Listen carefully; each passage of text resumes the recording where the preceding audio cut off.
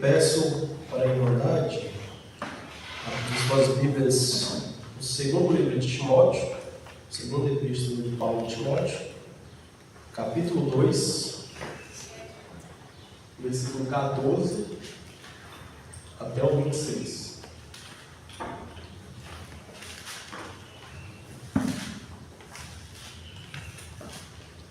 Segundo Timóteo, capítulo 2, a partir do versículo 14. Antes de iniciarmos a leitura, propriamente dita, eu queria analisar com cada um de vocês o contexto histórico dessa parte aqui, dessa passagem. Primeiro, o autor de 2 Timóteo é o nosso apóstolo Paulo, e ele teve como fim destinatário o jovem Timóteo. O local de sua escrita foi em uma prisão. O que é que acontece, irmãos? Paulo aqui, ele está prestes a ser condenado à morte. Então, ele faz toda essa carta direcionada a Timóteo de maneira urgente. Por quê? Porque havia, naquele contexto, na época, além da perseguição externa por Roma, também perseguições e ameaças internas dentro da igreja, como, por exemplo, falsos mestres e falsas doutrinas erradas, Paulo, então, preocupando-se com o contexto em que havia se instaurado nas igrejas, em especial Éfeso, ele escreve a carta ao Timóteo para garantir que líderes como Timóteo sejam fiéis à sã doutrina de Cristo Jesus.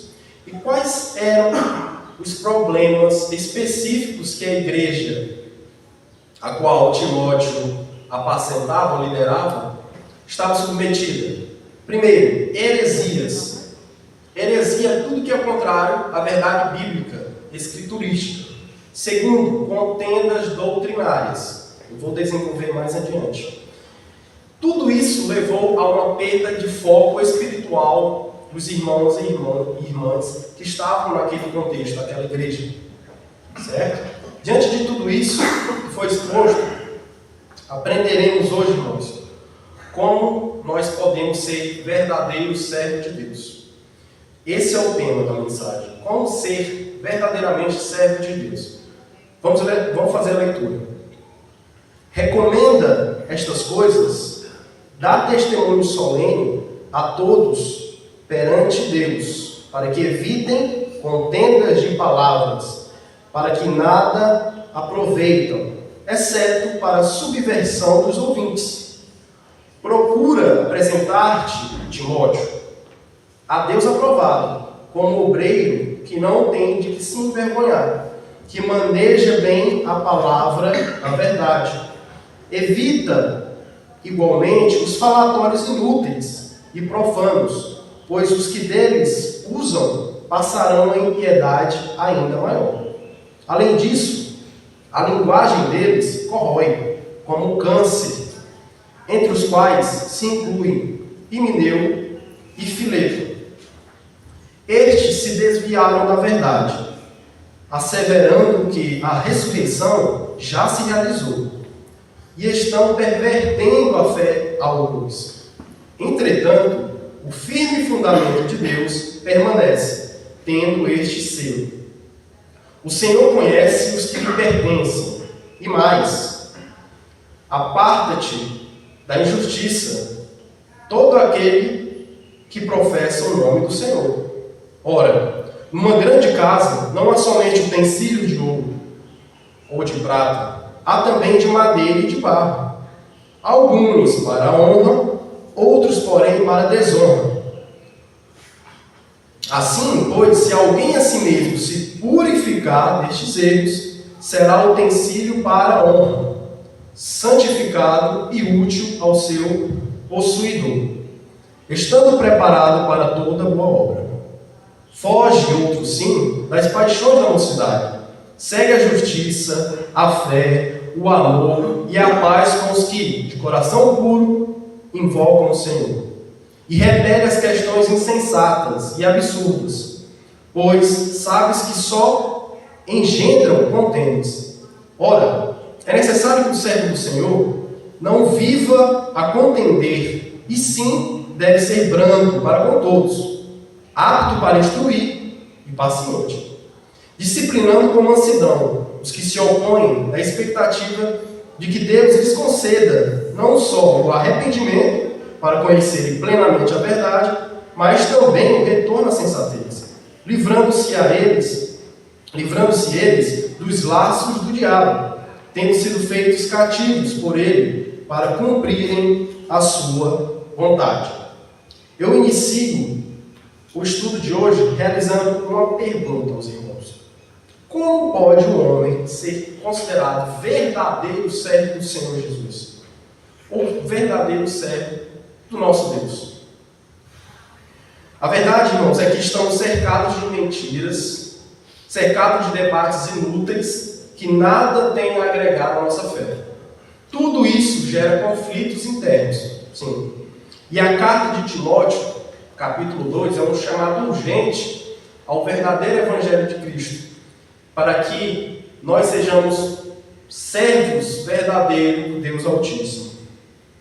Nós vamos dividir essa pregação em 3 grandes sessões, conhecendo três perfis do verdadeiro servo de Deus. O primeiro perfil do servo de Deus, ele faz alusão àquele servo que é firme na palavra de Deus e dela não se desvia, e que também sabe discernir heresias quando os ouve, pois está firme na verdade, que é a palavra de Deus. Vamos ler novamente o capítulo 14 e ao 18, até o 18, para entendermos melhor o primeiro perfil do servo de Deus. Traz estas coisas à memória, ordenando-lhes diante do Senhor que não tenham contendas de palavras, para que nada aproveitem, e são para a perversão dos ouvintes.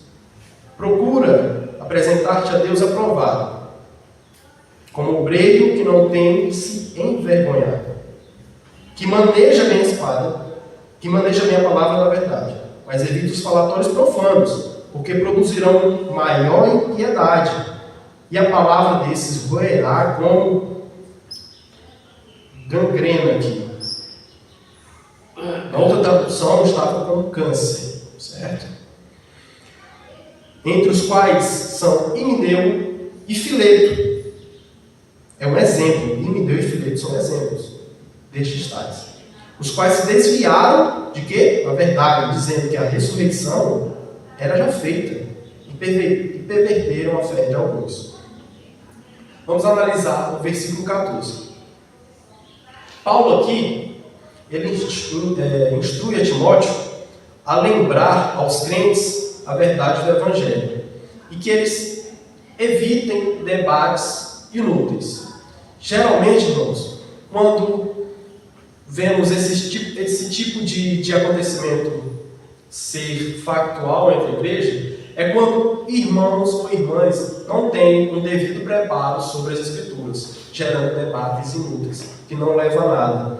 É como ele diz, debates inúteis sobre palavras, que vão causar divisão, em vez de edificação. A preocupação de Paulo aqui é com o que é negativo desses debates. São discussões que não geram nada nas pessoas, somente confusão e um afastamento progressivo da verdade do Evangelho. Devemos evitar, como cristãos e verdadeiros servos de Deus, disputas teológicas sem propósito algum. É evidente, nas redes sociais, por exemplo, inúmeros debates teológicos que não acrescentam nada para a nossa vida espiritual. Devemos nos concentrar no que de fato edifica e promove a nossa fé em Cristo Jesus. Como? Propagando o Evangelho da graça. Propagando o Evangelho de Cristo Jesus. Puro, santo e sadio. Agora tem um porém. Vale destacar aqui que eu não sou contra debates teológicos. Porque existem debates teológicos sadios e que exercem o nosso crescimento da fé e no aprofundamento da doutrina cristã. O que eu falo aqui é sobre debates e disputas teológicas sem propósito algum. Querem exemplos de debates teológicos vigentes na igreja atual que não vão agregar nada? Por exemplo, a etnia de Jesus. Afinal, Jesus Cristo era negro ou branco? Muitos se afadigam em tentar descobrir essa verdade. Mas o ponto principal da fé cristã, ou o ponto central da fé, é os seus ensinos, os seus ensinamentos. O que ele deixou como doutrina. Cristão nenhum deve ficar atrás para saber qual a etnia de Jesus, por exemplo. São debates inúteis, assim como Paulo disse. O verdadeiro servo de Deus deve se afastar, deve se abster de tais práticas. Outro debate no contexto da igreja atual, que é inútil. A data exata da volta de Cristo. Muitos tentam calcular a data exata da volta de Cristo. Mas o que é que Cristo diz para a igreja? Nem mesmo Ele sabe nem o dia nem a hora. Isso deveria ser suficiente para os cristãos. Mas não, eles insistem em tentar calcular datas exatas. Além de ser inútil, é antibíblico. Terceiro, que eu separei, são os debates intermináveis sobre predestinação e livre-arbítrio. É uma guerra constante entre calvinistas e arminianos. Será se Deus elegeu uns para a vida eterna e outros para a condenação? Ou eu posso ter em mente que existe em vigência o livre-arbítrio, onde eu posso crer na palavra de Deus ou rejeitá-la e assim sofrer as consequências? Há um ambiente teológico que disputa, e o pior disso tudo, sabe o que é? Que muitos nem se consideram irmãos por divergirem das ideias. Eu sou calvinista, então o meu irmão arminiano não é. Ou vice-versa. Isso são disputas teológicas inúteis que nada tem a agregar ao reino de Deus. E Paulo alertava.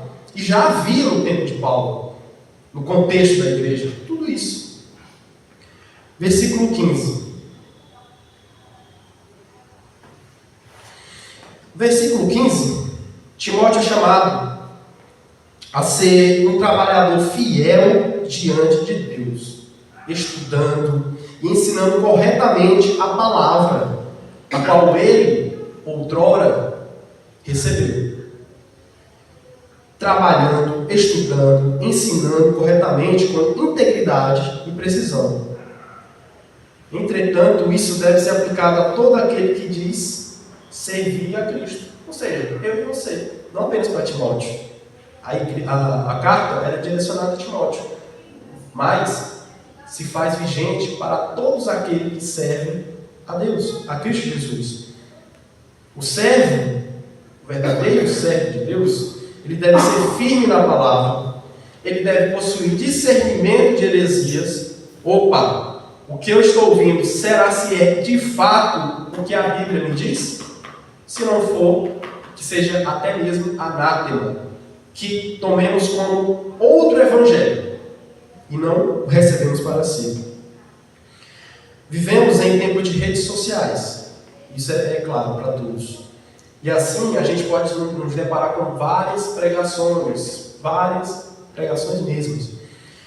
E aí, irmãos e irmãs, que nós somos chamados a manejar bem a palavra de Deus, para que possamos discernir tais espíritos, porque é fácil alguém que não tem o conhecimento pleno da verdade ser ludibriado por falsos mestres, lobos, devoradores.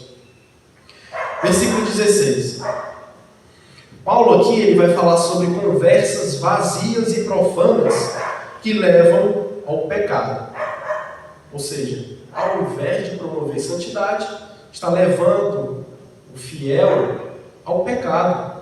Falar sobre coisas vãs afasta as pessoas de Deus. devemos filtrar tanto o que falamos como o que ouvimos, para que possamos ser edificados e edificar outras pessoas.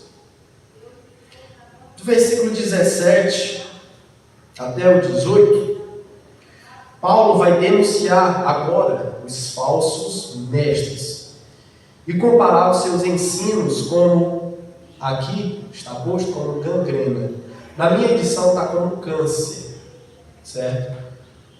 Qual o problema tanto da gangrena como câncer? Eles têm um poder de metástase. Eles se criam em um determinado tipo de local, ou região específica, e se não for tratado com a devida eficácia, ele se alastra. E assim são os ensinamentos dos falsos profetas, daqueles que não têm intimidade com a palavra. Começa aqui, mas depois ele passa para o irmão, passa para a irmã, e assim a igreja é tomada. É nesse contexto que nós devemos estar atentos. Ou seja, o que eles ensinam é algo destrutivo da nossa fé e contagioso. Esse é o poder das heresias e dos falsos ensinos, provenientes dos falsos mestres.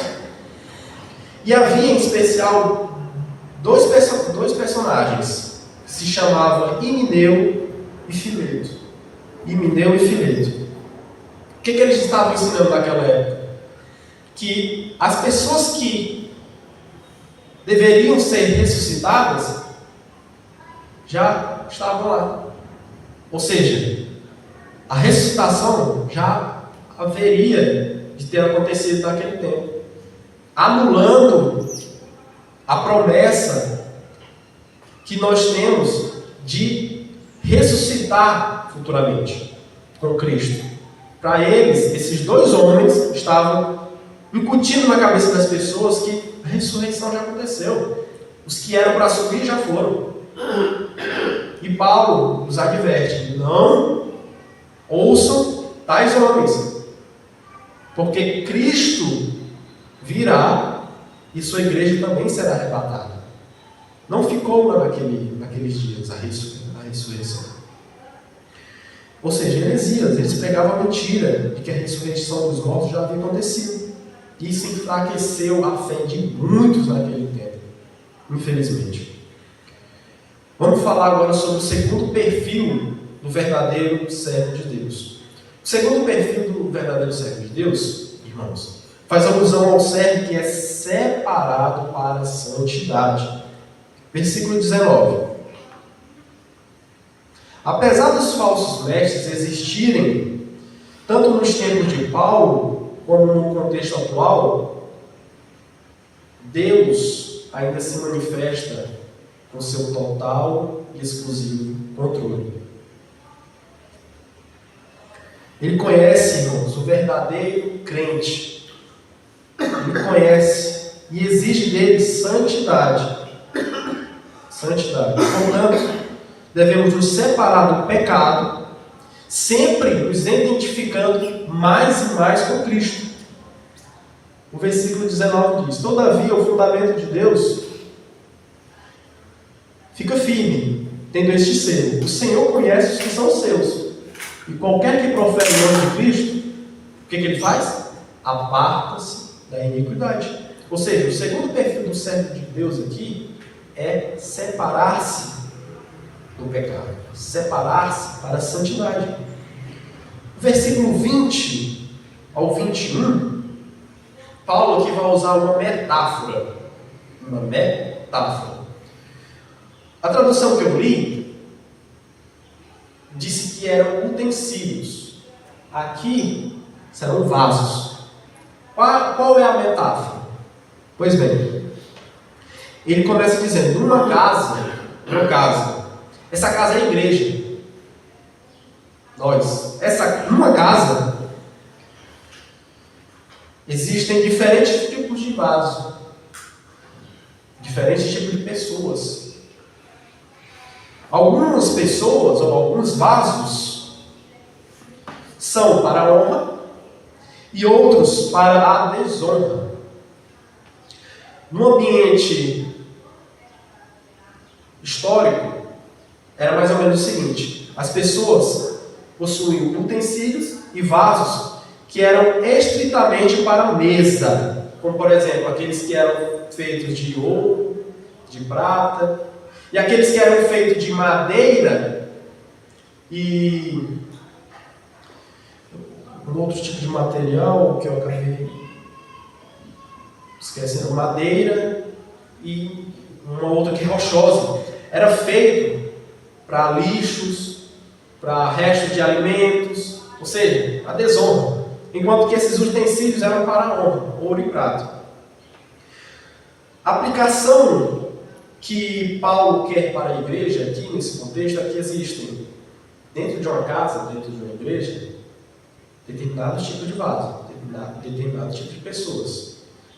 Uns vão ser para a honra e para a glória, para a honra ou para a desonra. Mas cabe a nós buscarmos a honra através da purificação de suas vidas, das nossas vidas. Versículo 21. Por quê? Porque Deus usa dos seus vasos, mas nessa mesma proporção, Ele exige desses mesmos vasos santidade dos mesmos. Agora, falaremos sobre o terceiro perfil do servo de Deus. O terceiro perfil do servo de Deus vai fazer alusão ao servo que é manso e instrutivo. Vejamos o versículo 22. Foge também das paixões da mocidade e segue a justiça, a fé, o amor e a paz com os que, com o coração puro, invocam o Senhor. Paulo aqui está orientando Timóteo e a igreja a fugir de imoralidade e se unir a crentes sinceros e devotos a Deus, buscando virtudes espirituais, ou seja, buscando um crescimento, um fortalecimento na nossa fé. A gente tem que buscar pessoas assim, estar perto de pessoas assim, que te levam a Deus, não o contrário. E essa é uma das características do verdadeiro servo de Deus: desviar-se de todas as tentações encontradas no caminho dele, juntamente, aí sim, com pessoas que professam a mesma fé e que têm o mesmo pensamento. Eu quero chegar até Deus, eu quero ser parecido com Cristo. Versículo 23. Aqui, Paulo vai falar sobre as discussões sem propósitos que só geram divisões. É a mesma ideia dos debates teológicos sem proveito. Por quê? Porque o foco das nossas discussões, se assim podemos falar, né? O foco ele deve ser o amor à verdade de Deus. A gente não pode entrar, irmãos, em debates que não levam a nada. A gente tem que pregar apenas a verdade de Jesus Cristo crucificado. A gente tem que pregar somente o arrependimento dos pecados. Porque foi isso, e é isso que consistiu desde a pregação de João Batista até o apóstolo Pedro, quando recebeu o Espírito Santo em Pentecostes. A mensagem dos dois foram parecidíssimas. Arrependam-se dos vossos pecados. Arrependam-se. O Evangelho consiste nisso. Versículo 24 ao 25. E ao servo do Senhor não convém contender, brigar, disputar, mas sim ser manso para com todos, apto para ensinar, sofredor, instruindo com mansidão os que resistem. Muitos resistem à fé, muitos resistem à palavra de Deus, mas devemos chegar a eles com mansidão. Ao ver se porventura Deus lhe dará o quê? O arrependimento, para conhecerem a verdade. Aí fora existem ateus, existem pessoas que, por exemplo, estão decepcionadas, entre aspas, né, com Deus e resistem fortemente no seu coração a chegada do Evangelho. E para esses é difícil, mas difícil mesmo, você, por exemplo, evangelizar. Paulo diz o seguinte: instrui com mansidão os que resistem. Por quê? Porque eles podem levar-se ao arrependimento, mesmo com subsistência.